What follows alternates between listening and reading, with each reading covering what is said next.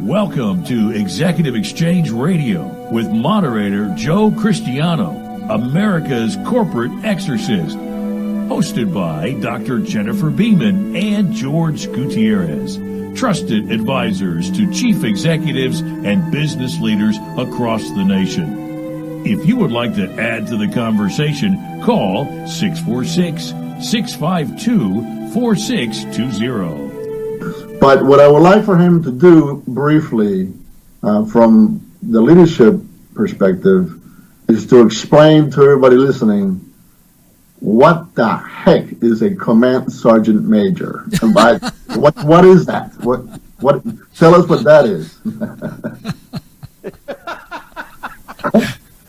All right, now before I get started, you all have to understand that George was my command sergeant major.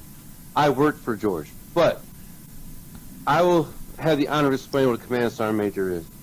First and foremost, he's a senior enlisted advisor to the commander. He has the pulse of the unit. He understands the morale. He understands the training. He understands what the commander's mission is, and he executes it. That is his job. His job is to go talk to the soldiers, go talk to the first sergeants, go talk to the platoon sergeants. He's going to coach, teach, and mentor, because those first sergeants, those platoon sergeants are going to have his job someday. His entire purpose in life is to ensure that his commander gets promoted. That's the down and dirty of it. I can talk about this for hours if you'd like. But the bottom line, I call it the bluff. The bottom line up front is he is the confidant of the commander. He has the pulse of the unit. He understands their morale, their needs. He understands the training, what trainings have in order for them to deploy to Iraq, Afghanistan, or wherever in the world. He supervises the training. Yeah, so let me jump in, because what I want to do is I want to map that into the corporate environment.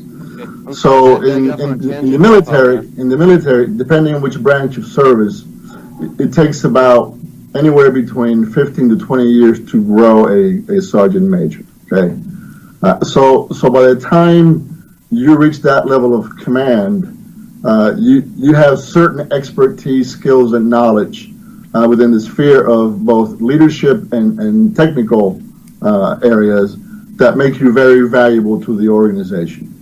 So a command sergeant major then becomes an advisor, and he works for the pleasure of the commander.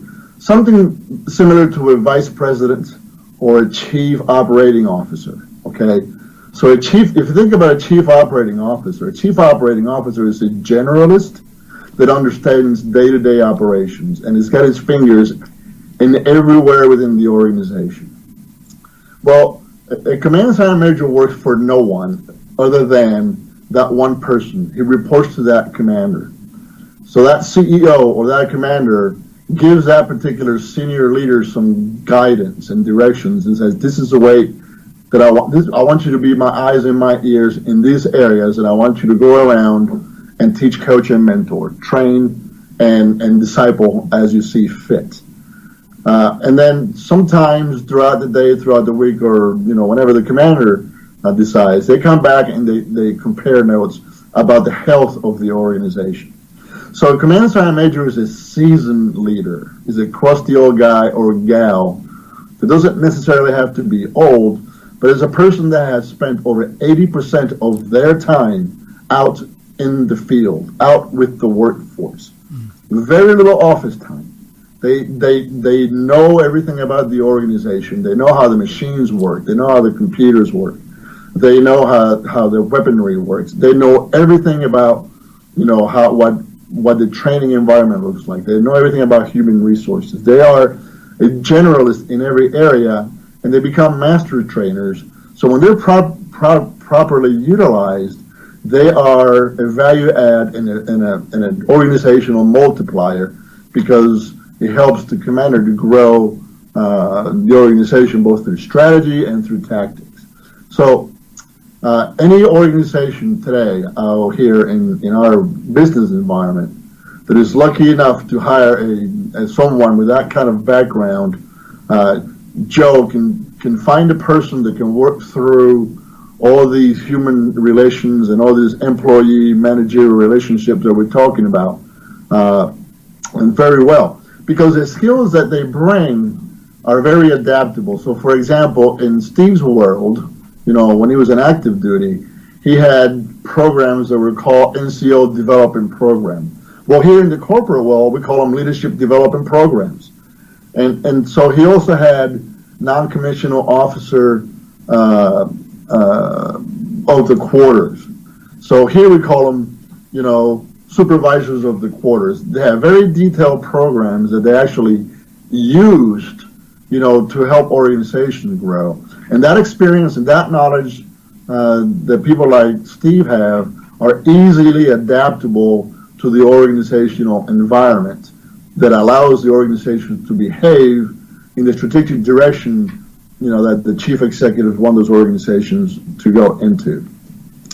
So I really wanted to spend a few minutes with that, Joe, because when you say the word command, and then you say the word sergeant, and then you say major, you're like, what the heck are you talking about? All right, if I may, George, to say one other thing. Our society today, some way, somehow, we've all become where everyone has to get a trophy. Everybody's equal. And I don't mean that in a racist way by any means. Not everyone's equal. Healthy competition is good. And if I may say one thing about healthy competition, Michael Jordan got cut by his high school basketball coach. It's okay to fail. There's nothing wrong with failing. If you fall down, you stand up, you dust off the dirt, and you keep on going. I failed jump match school twice. Ranger school, I got recycled twice. It's okay. Healthy competition is a good thing. So, whether it's NCO of the quarter, employee of the quarter, healthy competition is good. If you build an environment where people want to compete, not in a mean way, but compete, it'll make your organization better. Right. Good point. Good point. I guess we've taken a lot of time with scarcity, but it was worth it because it clarified a lot of things for me, and I'm sure it would also for our listeners. Now, the next one you wanted to talk about was in one of the 6 principles of persuasion is liking. Now, how do you define liking in a corporate environment? Okay, so you'll see a lot of leaders that will say, I have a job, I'm not here to be liked. So, this is what you got to do, like it or leave it, I don't care if you like me or not, this is the way it is, okay? Now, how many of us have either said that ourselves, lived it, or heard other people say it? Well, obviously it's rhetorical. I think we've all been there and done that. So the example that the doctor uses on the science of persuasion is that being liked is very important. So he gives some percentages and some statistics to say people in the field of sales, when they go straight to the closing, and they engage potential buyers, and they went straight into their value proposition and went straight into business. Yeah, they had some successes, and they closed, some deals, but the majority of their success was not very good. But the other people, so they used 2 groups. One that went straight to business, and then they used another group that went into, let's create a relationship first. So they engaged in conversation, and they said, well, this is who I am, and there's a little bit of things about sort of like networking when you first meet each other, and they try to find something in common. And when they find something in common that they can both relate to within that conversation, it goes into, wow, I kind of like this person. I can talk to you a little bit more about, your product or your service, but now we have something in common. So I like that person because we have something that is similar. So I think Zig Ziglar said it best. In business, first you have to be liked. People that like you will talk to you. And then people that trust you will give you money. So the people that, and I'm paraphrasing, that's not exactly what he said, but I'm paraphrasing. So this concept of persuading people by being liked first, what it really means is that I am more apt to do business with someone that I like than with someone that I do not like. So in this experiment of liking, the people that actually found something in common with the other person found greater successes in the sales arena to closing a deal as opposed to going straight for the jugular. So we all have an internal desire that we don't admit to. We all want to be liked, and we also want to like other people. Now, it doesn't mean that you have to be liked in order to get things done, but it sure makes your day-to-day job a lot easier, when people look at you and like what it is that you're saying and like what it is that you're doing. I think sometimes there's a misunderstanding when people say, well, this person is liked. It's like, well, he's liked because he lets you get away with everything, and if we make mistakes, he doesn't care. He doesn't holler at you, and he lets everything slide. We don't really mean that, and neither do people like that. I mean, people like to work with others that they can grow in their job but not feel subjugated.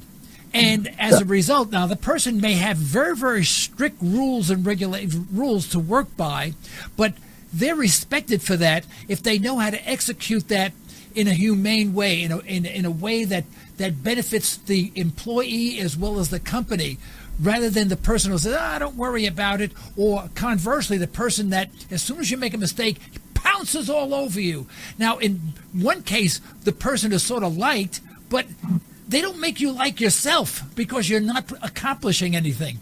The person's giving you a free pass, and no one really likes that long term.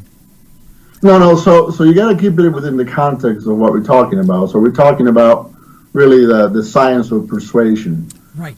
So if you're going to apply that principle, that shortcut, being liked to a sales environment, then the likelihood of closing more deals because people like you, is higher than if you just go straight for just selling what you got. When it comes to leadership and how you behave as a leader, liking is something that is not required. However, you'll hear people say, well, I don't like, Mr. So-and-so. They're kind of a hard-nosed, but I do respect that person because even though I may not like some of his or her ways of doing business, I respect that person because they have expert knowledge of what it is that they're talking about. So I'll follow that person anywhere because I trust them, to do what is right for the organization. It works better if you're liked, but I don't think being permissive and not enforcing policies is something that's going to get you very far. But you're right, Joe. When you confront an employee and saying, hey, you should not do this because this violates, our policy. Well, that's confrontational. Nobody likes to be confronted, so you walk away like, okay, wow, And I think you and I have had this conversation before, and we talked about it, and if you go, for those of you that are listening, go back and read The 1 Minute Manager. And the 1 Minute Manager is a book you can read in 30 minutes. And it's very simple to read, but it's got great principles, such as you reward in public and you admonish in private. Right. Yeah. Wait, you said 1 minute. How'd it turn into 30 minutes? 1 Minute Manager. I was joking, George. if I can interject real quick. Yeah. Surely. Both of you are absolutely correct. No one likes a tyrant, okay? Now, I'm going to use George's approach to sales, the likability. I put that alongside with leadership. If I get a new soldier that comes in, because I've been in sales for the past 2 years, by the way, but a new soldier comes in, I sit down and we talk. We find a common ground, something that we like together, and we talk about that. Then, after we get past that, I explain what my expectations are, or the unit's expectations, so on and so forth. Sales is no different. You sit down with the person you're trying to sell to, and you talk. and you find a common ground. Once you have the common ground, now you talk about, okay, what is the goal? How can I help you? How can you help me? That type of thing. Both you two are spot on. But there's one other thing that you have to add into this equation. And that is, you guys still have me? Yes. Yeah. Okay. The one other thing to add to the equation, every single person is different, okay? Some people need to be told what to do. Some people need to be told how to do it. Some people just need to be told, hey, this is what's expected at the end. Every single person's different. And as a leader or as a director or as a manager, you have to understand that. Because my way might not be the right way, okay? I'm going to follow the regulation. It has to be done, within the rules, but you might have a better way to do it. If you can explain to me how to make it better, and it makes sense, go out and do it. You don't have to yell and scream. Well, to most people. There are a few you have to. So that is a way of persuasion as well, but that's not the way to do it. But yeah, but the bluff here, the bottom up front is, and George hit it dead on the head there. Find a common ground, find something in common, talk, speak, make them comfortable, and then you explain to them, all right, these are the tasks, conditions, and standards of our workplace. This is what we expect of you. Can you do that? And that person will answer yes or no. If they say no, well, thank you. You had a great day. Goodbye. If they say yes, then you go to the coach, teach, and mentor part. All right. Well, great insight from a guy that knows what he's talking about, from a sergeant major. Right. And I think that's a good segue to maybe plan the next conversation. Maybe we can talk a little bit more about task, conditions, standards, and how we sort of migrate that level of discourse into the corporate environment. Yeah, I guess our next broadcast will be about a week or two from now. Will it not be? Yeah, it'll be 2 weeks. In 2 weeks. Okay. Well, then we'll continue on. I guess the ones that we have authority and consensus, and maybe we can pick up those two at that time. But before we drop off altogether, George, would you tell our listeners who you guys are, something about your company, and how they may reach you? So the BMOC Group is a consulting firm that focuses on two areas. We focus on consulting at every level of business management. And then also we have an executive coaching side that looks more to provide both group coaching and executive coaching on a one-to-one basis. Steve's role is he's been, as of recent, brought onto the company, and he is investigating the market in the upstate New York, to open a branch office in upstate New York. The way to find out a little bit more about us is if you go to www.bmocgroup.com, www.bmocgroup.com. And we are frugal in terms of who we hire, but the people that we bring on board have two qualifications. They either own their own businesses or have owned their own businesses for a very long time, or are very senior leaders in the military and have retired, or are folks that hold a terminal degree, such as a PhD or a graduate level degree as a master's degree. If you want to call us, there is a number that folks can call, and I own the company, but I don't know the number.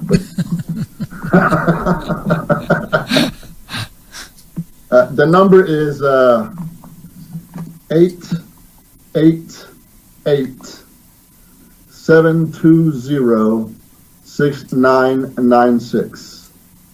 888-720-6996. Very good. Okay. George Gutierrez, Command Sergeant Major Stephen Smith, thank you very much, and we look forward to having another group session such as this within 2 weeks. And this is Joe Cristiano, the moderator for the Executive Exchange Radio. You stay well and stay tuned.